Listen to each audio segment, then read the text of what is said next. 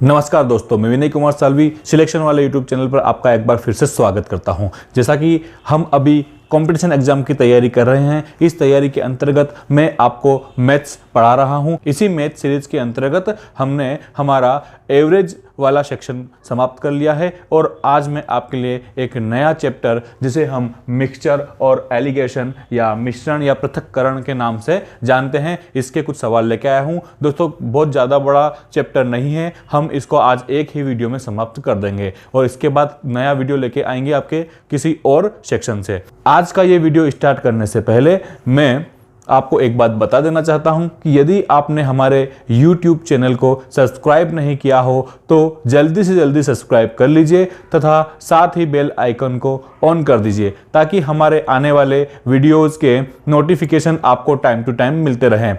चलिए हम स्टार्ट करते हैं। पहला सवाल हल कराने से पहले मैं आपको थोड़ा सा इसके बारे में एक नॉलेज देना चाहता हूं कि ये होता क्या है। ये जो मिक्सचर है और ये पृथक्करण जो है, ये मतलब जब हम मिश्रण करेंगे या फिर या तो मिश्रण करेंगे या फिर अलग करेंगे कोई चीज़ को, तो ये होता क्या है। कभी कभी क्या होता है, दो अलग अलग रेट की वस्तुएं होती है। व्यापारी लोग क्या करते हैं, एक सस्ती वाली वस्तु को और एक महंगी वाली वस्तु को मिला के उसका एक एवरेज रेट ले लेते हैं और फिर उसको कम दोनों को 20 वाला बना के फिर वो उस पर बेचना शुरू कर देते हैं। ऐसे में अगर इस प्रकार का कोई प्रश्न आता है तो हम उसको किस प्रकार से हल करेंगे, ये इस प्रकार के जो प्रश्न है हमने पहले भी हल कर रखे हैं दूसरे चैप्टर्स में। जैसे एवरेज वाला हुआ, उसमें भी हमने एलिगेशन का यूज किया था। तो चलिए अब हम आपके ज़्यादा टाइम वेस्ट नहीं करते हुए हम हमारा जो आज का सेशन है इसको स्टार्ट करते हैं। चलिए, आज का आपका पहला प्रश्न है 15 रुपये 40 पैसे प्रति किलोग्राम के गेहूं को 12 रुपये 40 पैसे प्रति किलोग्राम के गेहूं के साथ किस अनुपात में मिलाया जाए कि मिश्रण का मूल्य 13 रुपये 60 पैसे प्रति किलोग्राम हो जाए।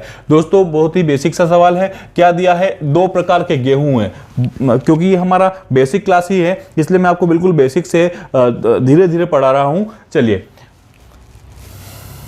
पहले प्रकार के जो गेहूं है वो है 15 रुपये 40 पैसे प्रति किलोग्राम के। दूसरे प्रकार के जो गेहूं है वो है 12 रुपये 40 पैसे प्रति किलोग्राम के दर से। और इन दोनों को मिलाने पे जो एवरेज बनाया है इसने, वो बनाया है 13 रुपये 60 पैसे का।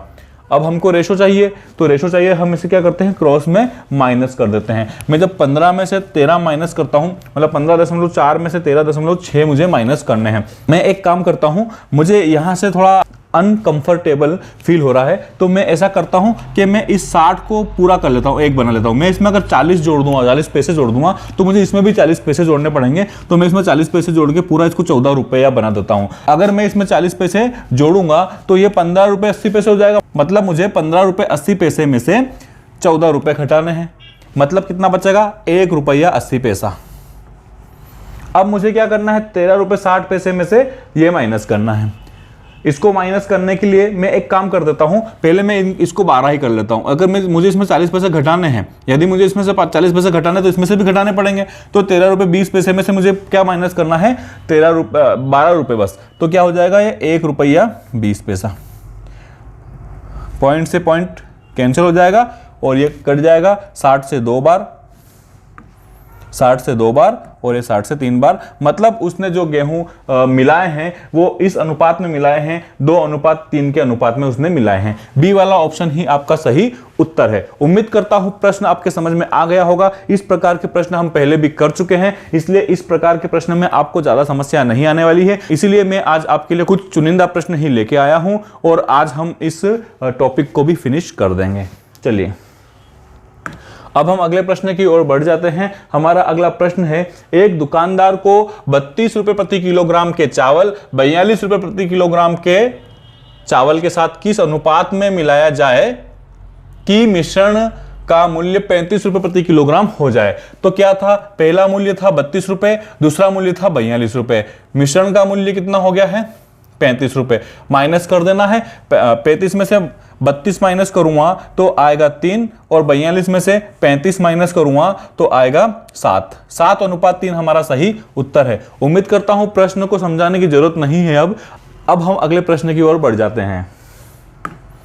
हमारा अगला प्रश्न है ₹54 प्रति लीटर के दूध के साथ पानी किस अनुपात में मिलाया जाए कि मिश्रण का मूल्य ₹42 प्रति लीटर हो जाए। देखिए ₹54 प्रति लीटर के, इसको हम दो प्रकार से करेंगे दोस्तों, इसको हम दो प्रकार से करेंगे। पहले हम मान लेते हैं पानी जब मिलाया तो हम ये मान लेते हैं पानी इसको फ्री में प्राप्त हुआ था, तो उसका मूल्य हम यहाँ पे 0 मान के चलेंगे। इस प्रश्न के परिप्रेक्ष्य में हम, मतलब इस प्रकार के जो प्रश्न होते हैं इसके संबंध में हम उस पानी का मूल्य 0 मान के चलेंगे, जबकि पानी जो है वो एक अमूल्य संसाधन है, इसको व्यर्थ नहीं बहाना चाहिए। चलिए, दूध जो है वो है ₹54 लीटर का और पानी जो है उसको हम 0 मान लेते हैं क्योंकि उसको वो फ्री में ही मिला होगा, हैंडपंप से भर लिया होगा।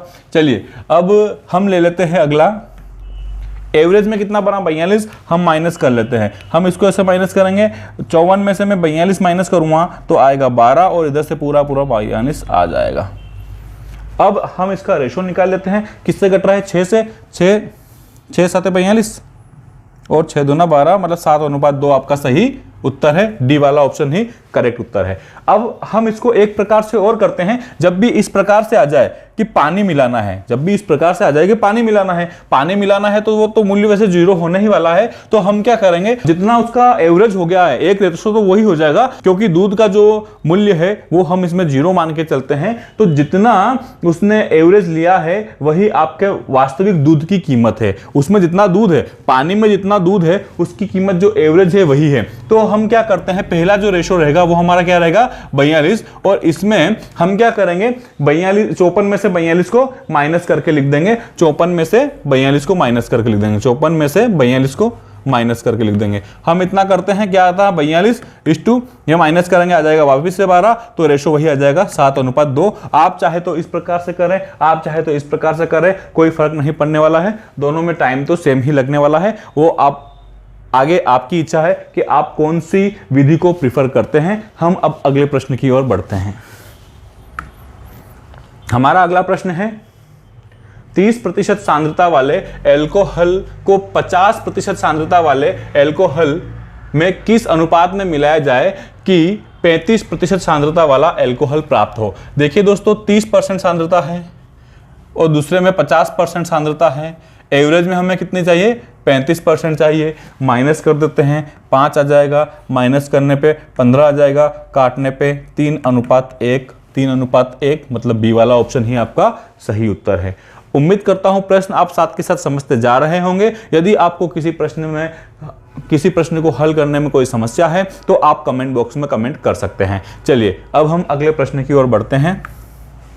हमारा अगला प्रश्न है, ₹48 प्रति किलोग्राम मूल्य वाली 45 किलोग्राम चीनी में ₹55 प्रति किलोग्राम वाली कितनी चीनी मिलाई जाए ताकि मिश्रित चीनी का मूल्य ₹52.50 प्रति किलोग्राम हो जाए। देखिए दोस्तों, इसमें यहां पे क्या दिया है, चीनी कितनी मिलाई जानी चाहिए वो पूछ लिया है, और इसमें 1 का रेट दे रखा है, एवरेज मूल्य दे रखा है 1 का। ठीक है, अब हम क्या करेंगे, ये प्रश्न जो है उसका अगला स्टेप वाला है। जो अभी तक जो 4 प्रश्न किए हैं वो पहली स्टेप थी, अब हम सेकंड स्टेप में प्रवेश कर रहे हैं। देखिए, ₹48 प्रति किलोग्राम वाली कितनी है, 45 किलोग्राम चीनी है और इसका मूल्य है ₹48। अभी यहां का मूल्य हमें पता नहीं है और इसका प्राइस हमें पता है, यह है ₹55 प्रति किलोग्राम की, और हमें एवरेज में कितना मूल्य बनाना है, ₹52.50 प्रति किलोग्राम। हम माइनस करके एक रेशो निकाल लेते हैं। जब हम इसको माइनस करेंगे तो ये 52 है, मैं 52 में से 48 माइनस करता हूं, आता है 4 और ये आधा मतलब 4.5, और मैं 55 में से 52.5 माइनस करूंगा, आएगा 2.5। दोनों कट जाएंगे, रेशो आ जाएगा 5:9। मतलब ये जो मिलाई गई है, ये दोनों जो चीनियां मिलाई गई है आपस में, ये किस अनुपात में मिलाई गई है, 5:2 के अनुपात में मिलाई गई है। अब है प्रश्न का उत्तर आने का समय। ये जो था 45 किलोग्राम जो दे रखा था, ये इस 5 की वैल्यू है, मतलब हमने 5 में कितने का मल्टीप्लाई किया है, 5 निम्न 45 होता है, मतलब यहां पे 9 का मल्टीप्लाई किया है, तो हमें 9 में भी 9 का मल्टीप्लाई करना पड़ेगा। हम क्या करते हैं, 9 में भी 9 का मल्टीप्लाई करके क्वेश्चन मार्क की वैल्यू ले आते हैं। 9 में जब हम 9 का मल्टीप्लाई करेंगे तो क्वेश्चन मार्क जो है वो हो जाएगा कितना, 81।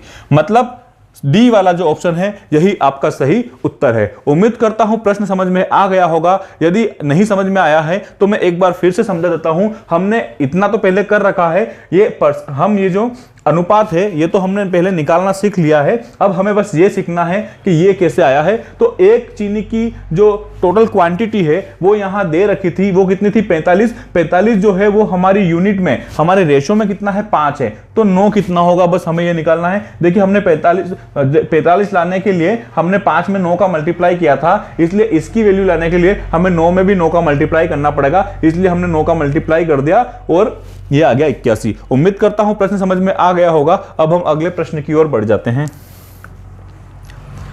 हमारा अगला प्रश्न है, एक पंसारी 50 रुपए प्रति किलोग्राम की चाय को 55 रुपए प्रति किलोग्राम की चाय के साथ किस अनुपात में मिलाए कि मिश्रण को 57 रुपए 20 पैसे प्रति किलोग्राम की दर से बेचने पर उसे 10% का लाभ हो। दोस्तों ये अगली स्टेप अब आ गई है। इसमें क्या दे दिया है, पिछले वाले सवाल में तो केवल उसका क्रय मूल्य ही दिया था, पर इसने ये विक्रय मूल्य दिया है। यहाँ पे जो दिया है इस पर बेच रहा है, मतलब ये विक्रय मूल्य दिया है, इस पर बेचने पर उसको 10% का लाभ होता है। तो या तो हम इन सब पे 10-10% जोड़ के फिर यहां पे लिख ले, सभी विक्रय मूल्य लिख ले, या फिर हम इसको क्रय मूल्य के बराबर ले जाए। इसको हम दो प्रकार से करके देखेंगे। चलिए पहला वाला जो है, ये जो है मैं पहले इसको क्रय मूल्य बना लेता हूं। ये जो है 57 रुपए 20 पैसे जो है, इसको मैं यहां पे क्रय मूल्य बना रहा हूं। 57 रुपए 20 पैसे जो है वो 10% प्रॉफिट के बाद की वैल्यू है। 10% प्रॉफिट के बाद की वैल्यू है, मतलब वो कितना है 110% है। हमें चाहिए 100%। 100% इसका क्या रहा होगा, क्रय मूल्य रहा होगा एवरेज में। तो हम ये एक जीरो हटाएंगे, तो एक ये पॉइंट हटाएंगे, इस पॉइंट से ये जीरो कैंसिल और इस जीरो से ये जीरो कैंसिल। अब मैं इस 11 से काट देता हूं। जब मैं 11 से काटूंगा तो 11 पंजे 55 होता है और बच गया कितना 2, मतलब 11 दूना 22, ये आया 52। मतलब हमारे यहाँ पे जो है, यहाँ पे इसकी सीपी जो है ये एसपी है। ये क्या दिया है, ये दिया है एसपी। ये क्या दिया है एसपी।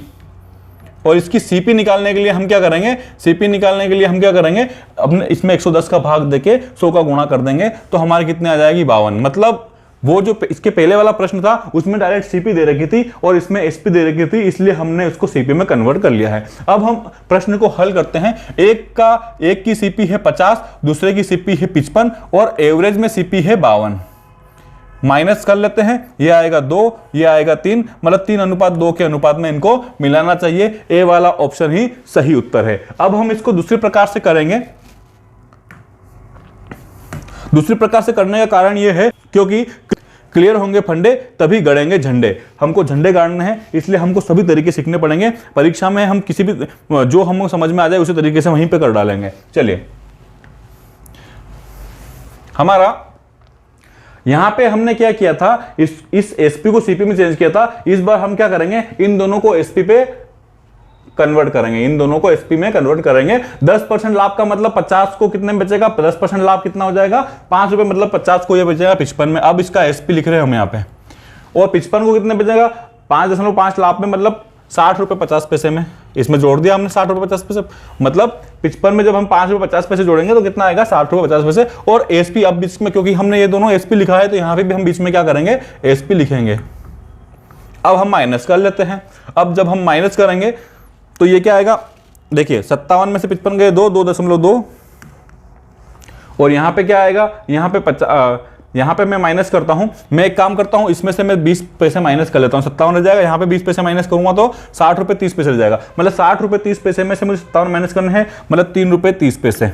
11 से दोनों कट जाएंगे तो कितना आ जाएगा 3:2। देखिए दोस्तों, इससे भी प्रश्न पूरी तरह से सही हो रहा है। मतलब हम चाहे ये मेथड यूज कर ले, चाहे हम ये मेथड यूज कर ले, आपके आंसर एक ही आना है। पर मेरे हिसाब से ये वाले मेथड को आपको प्रेफर करना चाहिए, क्योंकि इसमें कैलकुलेशन कम है। आपके पास टाइम वहां पे कम रहता है, इसलिए आपको वही मेथड यूज करनी चाहिए जिसमें कैलकुलेशन कम हो रही हो। चलिए, अब हम अगले प्रश्न की ओर बढ़ेंगे। हमारा अगला प्रश्न है, एक दुकानदार 120 रुपए प्रति किलोग्राम की शुद्ध घी को 70 रुपए प्रति किलोग्राम वाले वनस्पति घी के साथ मिलाकर मिश्रण को 116 रुपए प्रति किलोग्राम की दर से बेचकर 16% लाभ कमाता है। किस अनुपात में दोनों को मिलाया गया है? सेम क्वेश्चन है दोस्तों। क्या बोला है इसने? इसमें 16% लाभ शामिल है। 16% लाभ शामिल है, मतलब ये 116 जो है वो कितना परसेंट है? 116% है। 16% लाभ कमाने का तो यही मतलब है कि 100 की चीज 116 में बेची तो 100 कितना होगा? हमें ये निकालने के लिए क्या आ जाएगा? 116 से 116 कट गया, मतलब आपका यहाँ पे जो सीपी है, ये जो सीपी है, इसका जो सीपी होगा वो कितना होगा? 100। मतलब हमें बीच में 100 लिखना है। अब क्या दिया है इधर? एक तो दिया है 120 रुपए एक की सीपी, दूसरे की सीपी दी है 70 और बीच वाला एवरेज सीपी हमने निकाला है 100। माइनस कर देंगे, ये आएगा 20 और ये आएगा 30, मतलब 3:2 हमारा सही उत्तर है। उम्मीद करता हूं प्रश्न बड़ी ही अच्छी तरह से आपको समझ में आ रहे होंगे। चलिए अब हम अगले प्रश्न की ओर बढ़ जाते हैं। हमारा अगला प्रश्न है, पानी के साथ स्प्रिंट को किस अनुपात में मिलाया जाए कि मिश्रण को लागत मूल्य पर बेचने पर 12.5% लाभ हो? दोस्तों इसमें एक गुड़ रहस्य है। इसमें क्या दिया है? पानी के साथ स्प्रिंट को बोला है, मतलब हमें पानी का रेशो पहले लिखना है और स्प्रिंट का रेशो बाद में लिखना है। यदि ये स्प्रिंट के साथ पानी को किस अनुपात में मिलाया गया ये पूछता तो हम स्प्रिंट को पहले लिखते और पानी को बाद में लिखते। चलिए अब हमसे क्या पूछा है कि पानी के साथ स्प्रिंट को मिलाया, मैंने एक तरफ लिख लिया है पानी और एक तरफ मैंने लिख लिया स्प्रिंट, और किस रेशो में मिलाया जाए। अब आप सोचिए दोस्तों, उसको कितना लाभ चाहिए? 12.5% का उसे लाभ चाहिए। 12.5% लाभ कब होगा? जब वो 12.5% पानी मिलाएगा, क्योंकि पानी का मूल्य जो है इसके लिए तो 0 है। पानी का मूल्य क्या है? इसके लिए 0 है। मतलब 12.5% जब ये 100 में मिलाएगा, 12.5% लाभ का मतलब क्या होगा? ये 100 में 12.5 मिलाएगा, मतलब रेशो क्या आ रहा है आपके? 12.5 की टेबल, 12.5 एकन 12.5 और 12.5 8 100, मतलब 1:8 आपका सही उत्तर है। उम्मीद करता हूं प्रश्न समझ में आ गया होगा। प्रश्न बस इतना सा है कि इसके लाभ चाहिए, क्योंकि पानी का मूल्य हम 0 मानते हैं, इसलिए कोई फर्क नहीं पड़ता कि हम उसको पूरा इतना बड़ा क्रॉस करके माइनस करके हल करें। हमको बस ये देखना है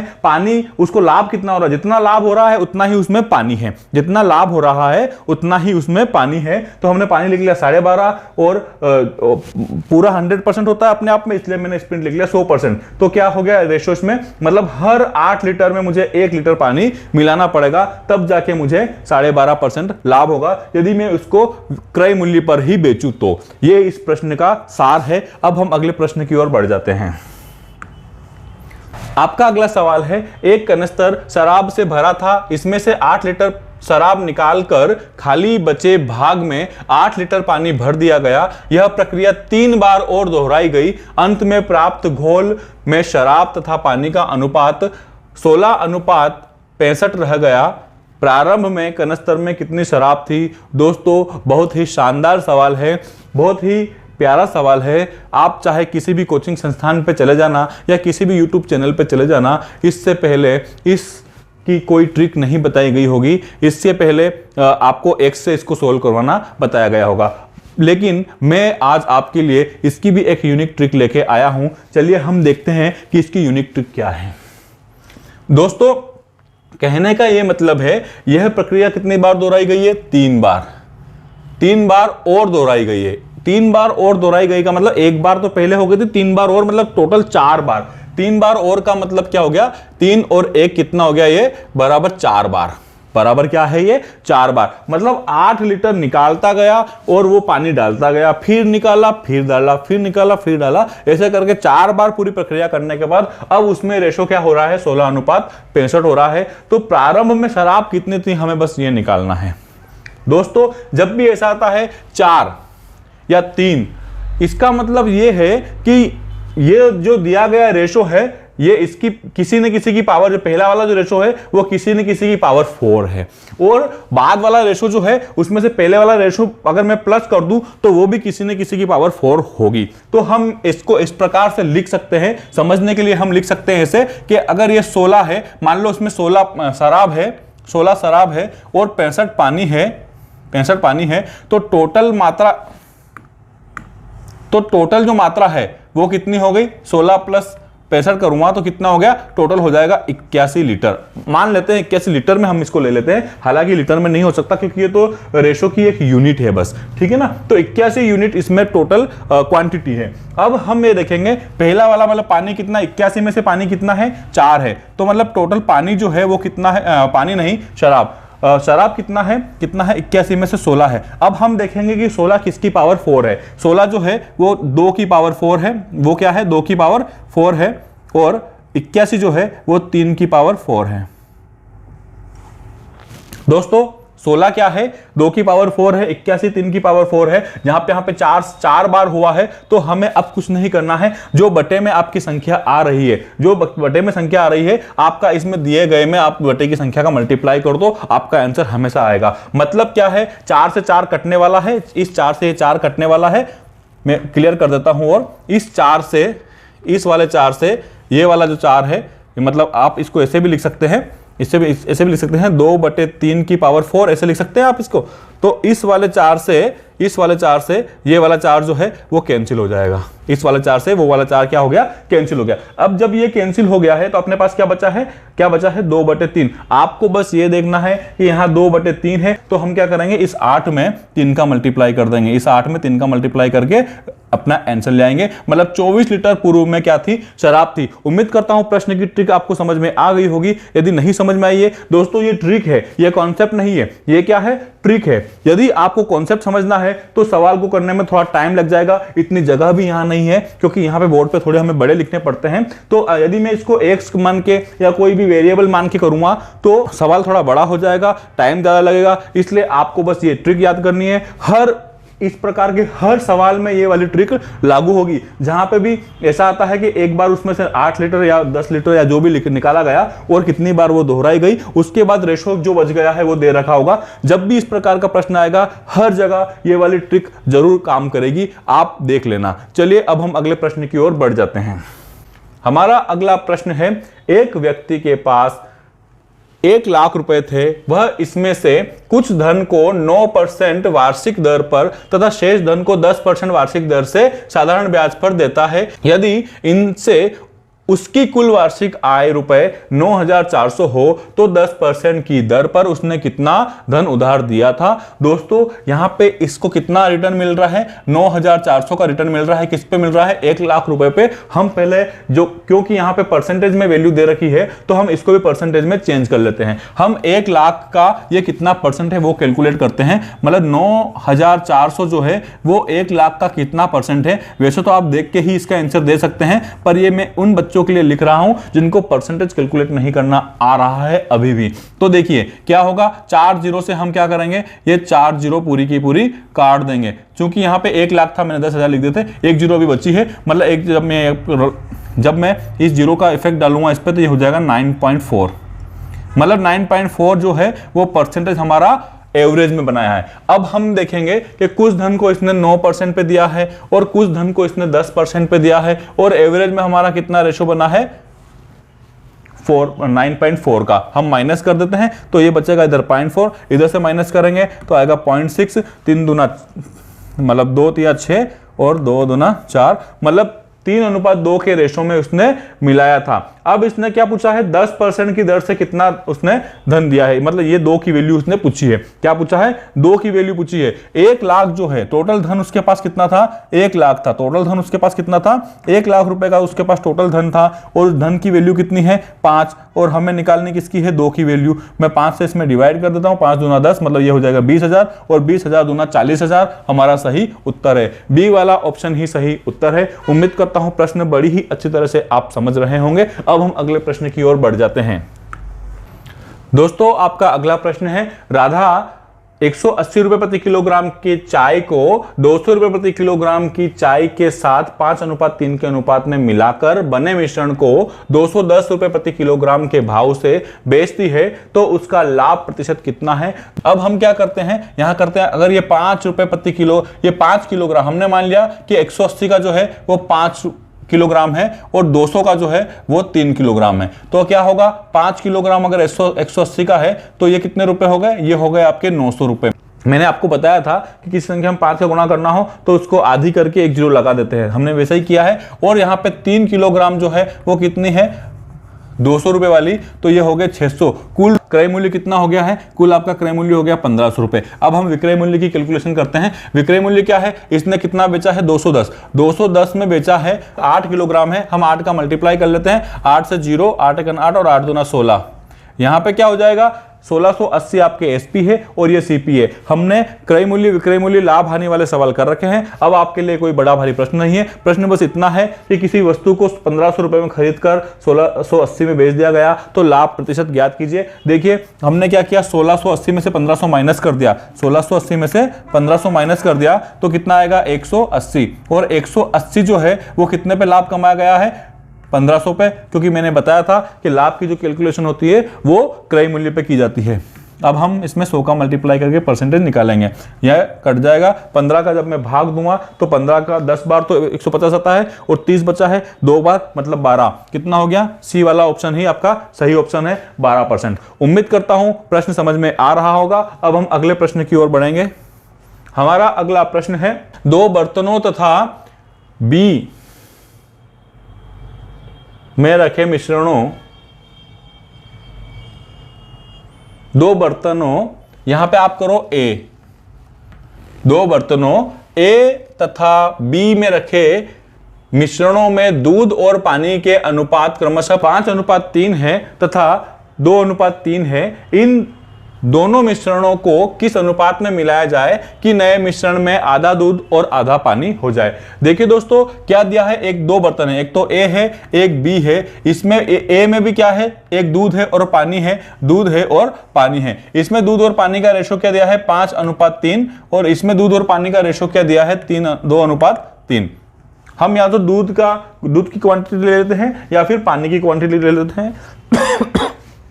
दोनों में से हम किसी भी प्रकार से इसको हल कर सकते हैं। इसमें दूध कितना है, इसमें दूध है 5/8, इसमें दूध कितना है, 5/8। इसमें दूध कितना है, इसमें दूध है 2/5। हमें क्या करना है, इन दोनों को मिलाना है ताकि दूध और पानी जो है आधा आधा हो जाए। आधा दूध और आधा पानी मतलब 1 और 1 का अनुपात करना है। 1:1 का अनुपात करने का मतलब क्या है, उसमें दूध की मात्रा कितनी रहेगी, जब मैं 1:1 का करूंगा, जब मैं इन दोनों से मिलाऊंगा, ए और बी को मिला दूंगा तो रेशो क्या करना है मुझे, 1:1 का, मतलब इसमें दूध कितना रहेगा, 1/2। तो मैं यहां बीच में लिख लेता हूं 1/2। अब इसको माइनस करने से जो भी रेशो आएगा वही हमारा आंसर होगा। चलिए इसमें से 1/2 माइनस करता हूं। दोस्तों ये 8 है, 5/8 है, 5/8 है। अब मुझे इस 2 को 8 बनाना है, तो मुझे 2 को 8 बनाने के लिए क्या करना पड़ेगा, 4 का मल्टीप्लाई इसमें करना पड़ेगा। ये 5/8 है और ये 4 का मल्टीप्लाई करने पर 4/8 हो जाएंगे, मतलब 5 में से 4 जाएंगे तो आएगा 1/8। दोस्तों यहां पे माइनस करना है, मुझे यहां माइनस करने के लिए क्या करना पड़ेगा, मुझे क्या इस 2 को मुझे 5 बनाना है। मैं 2.5 का मल्टीप्लाई करूंगा, 2.5 का मल्टीप्लाई करूंगा तो ये कितना हो जाएगा, 5 और ऊपर 2.5 हो जाएगा, मतलब आधा, मतलब 2.5 में से जब मैं 2 माइनस करूंगा तो कितना आएगा, आधा आएगा, मतलब 1/5 का मतलब क्या हो गया, वो 1/10। आप चाहे तो वो पूरा भी कर सकते हैं, वो आपका ट्रिक है, वो जो समझ में मेरे माइंड में अभी चल रहा है वैसे वैसे मैं बोलता जा रहा हूं, वो आप आगे आपकी मर्जी है, आपको इसको किस प्रकार से हल करना है। इन दोनों को माइनस करने पे कितना आएगा, 1/10। अब जब ये 1/10 है और यहाँ पे 1/8 है, मुझे क्या करना है, इसको रेशो निकालना है, इसको रेशो में मुझे परिवर्तित करना है। तो मैं क्या करूंगा, एलसीएम लेके इसको हल करूंगा, मतलब ये 8 तो इधर और 10 इधर हो जाएगा। क्या हो जाएगा, 8 इधर और 10 इधर, मतलब ये जो आने वाला है उत्तर हमारा वो क्या आ रहा है, 8:10। इसको काटेंगे 2 से तो ये हो जाएगा 4:5। यही आपका सही उत्तर है। उम्मीद करता हूं प्रश्न समझ में आ गया होगा। 4:5 मतलब डी वाला ऑप्शन ही सही उत्तर है। चलिए अब हम अगले प्रश्न की ओर बढ़ेंगे। हमारा अगला प्रश्न है, 729 मिलीलीटर मिश्रण में दूध और पानी का अनुपात 7:2 है। इसमें कितना पानी और डाला जाए कि नए मिश्रण में दूध और पानी का अनुपात 7:3 हो। दोस्तों टोटल जो मिश्रण है वो है 729 मिलीलीटर। इसमें दूध और पानी का रेशो दिया है और हमें क्या मिलाना है, हमें मिलाना है दूध मिलाना। दूध और पानी का रेशो फिर से नया दिया है और हमें इसमें पानी मिलाना है। दोस्तों पानी मिलाना है, हम देखिए क्या करेंगे, इसमें पहले रेशो दिया था दूध और पानी का 7:2 और नया रेशो है कितना 7:3। देखिए दूध तो जस का तस रहा है, बड़ा क्या है ये 1 से बढ़ गया है। ये जो 1 बड़ा है यही आपका आंसर इसी से आने वाला है। देखिए दोस्तों क्या हो गया है, ये जो है ये टोटल इसकी वैल्यू है, ये जो है इसकी टोटल की वैल्यू है। मतलब क्या हुआ 729 जो है वो किसके बराबर है 9 के बराबर है। तो 1 की वैल्यू आ जाएगी, तो 1 की वैल्यू आ जाएगी, जितना ये बड़ा है उतना ही तो मिलाना है। तो 729 में जब मैं 9 का भाग दूंगा हमारे आंसर आ जाएगा। 9 का भाग देने पे ये आ जाएगा 8 और ये 1 मतलब 81। मतलब 1 की वैल्यू जो है वो आपकी कितनी आई है 81। 1 की वैल्यू जो है वो आपकी कितनी आई है 81। मतलब 1 81 है, मतलब 81 लीटर आपने 81 मिलीलीटर आपने पानी इसमें मिलाया है। उम्मीद करता हूं प्रश्न समझ में आ गया होगा। यही आज का हमारा आखिरी प्रश्न था। ये क्लास भी यहीं समाप्त होती है और ये टॉपिक भी यहीं समाप्त होता है। ज्यादा बड़ा टॉपिक नहीं है, इससे कुछ चुनिंदा प्रश्न ही आते हैं और इसी प्रकार के प्रश्न परीक्षा में अधिकतर आते हैं। इसलिए हम जो सिलेक्टेड प्रश्न है वही लेके आए हैं। इस टॉपिक को फिनिश करने के बाद अब हम नया चैप्टर कोई नया टॉपिक लेके आएंगे अगली क्लास में आपके लिए। यदि आपने हमारे YouTube चैनल को सब्सक्राइब नहीं किया है तो जल्दी से जल्दी सब्सक्राइब कर लीजिए और बेल आइकन को ऑन कर लीजिए ताकि हमारे आने वाले वीडियोस की नोटिफिकेशन आपको टाइम टू टाइम मिलते रहे। साथ ही वीडियो के डिस्क्रिप्शन बॉक्स में हमारे टेलीग्राम चैनल की लिंक दी गई है, उस लिंक से हमारे टेलीग्राम चैनल को ज्वाइन कर लीजिए ताकि ये PDFs आपको वहां पे अवेलेबल होते रहें। इसी आशा और उम्मीद के साथ जय हिंद, जय भारत, नमस्कार।